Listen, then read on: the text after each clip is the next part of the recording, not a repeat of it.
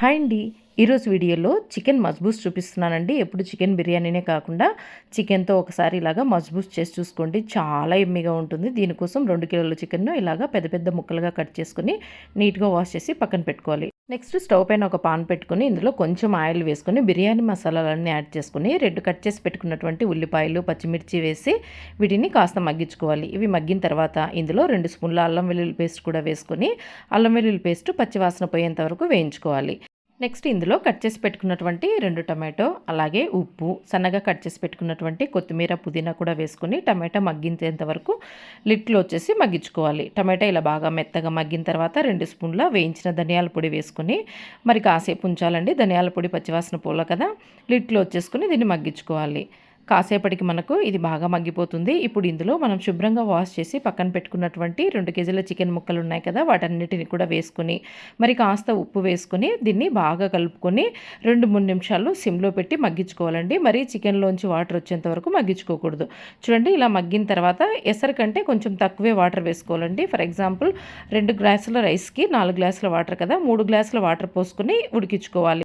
మళ్ళీ ఇందులోంచి కూడా వాటర్ వస్తుంది కదండి, మనము ఈ వాటర్తోనే రైస్ చేసుకుంటాము. ఇప్పుడు ఇందులో కొంచెం గరం మసాలా వేసుకొని అంతా కూడా బాగా కలుపుకొని కొంచెం ముక్క ఉడికేంత వరకు లొట్లెచ్చేసి ఉడికించుకోవాలి.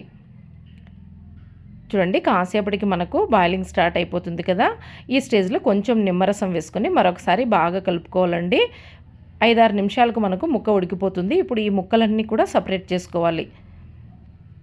ముక్కలన్నీ సపరేట్ చేసిన తర్వాత ఈ వాటర్ ఉంటుంది కదండి, ఈ వాటర్ అంతా కూడా ఫిల్టర్ చేసుకుని మనము దీంతోనే రైస్కి ఎసురు పెట్టుకోవాలి. నెక్స్ట్ ఈ ముక్కలను పక్కన పెట్టుకొని మసాలా ప్రిపేర్ చేసుకోవాలి. నెక్స్ట్ ఫిల్టర్ చేసుకున్న వాటర్ని గ్లాస్ రైస్కి 2 గ్లాసుల నీళ్ళు చొప్పున తీసుకుని ఇవి బాగా మరిగిన తర్వాత నానబెట్టుకున్నటువంటి రైస్ వేసుకొని బాగా కలుపుకోవాలండి.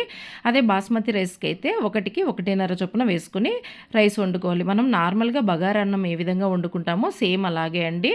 ఇది ఉడుకుపట్టి కొంచెం ఇలా దగ్గర పడిన తర్వాత స్టవ్ పైన ఏదైనా మందంపాటి ప్లేట్ పెట్టుకుని దానిపైన ఈ వెజల్ పెట్టుకుంటే మనకు రైస్ అనేది చాలా సాఫ్ట్గా రెడీ అయిపోతుంది.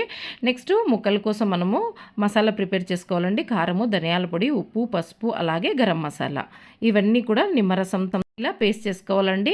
పేస్ట్ చేసుకున్న తర్వాత చికెన్ ముక్కలకంతా పట్టించుకోవాలి. ఈలోపు మనకు బగారా రైస్ రెడీ అయిపోతుంది. దీన్ని స్టవ్ ఆఫ్ చేసి లిడ్లో వచ్చేసి పక్కన పెట్టుకోవాలి. నెక్స్ట్ మనము మసాలా పట్టించుకున్నటువంటి ముక్కలన్నీ కూడా ఈ విధంగా డీప్ ఫ్రై చేసుకొని ఇవి డీప్ ఫ్రై అయిన తర్వాత మనం ముందుగా రెడీ చేసి పెట్టుకున్నటువంటి రైస్ పైన పెట్టి సర్వ్ చేసుకోవడం అండి. దీన్ని మనము గ్రీన్ చట్నీతో తింటే చాలా యమ్మీగా ఉంటుందండి.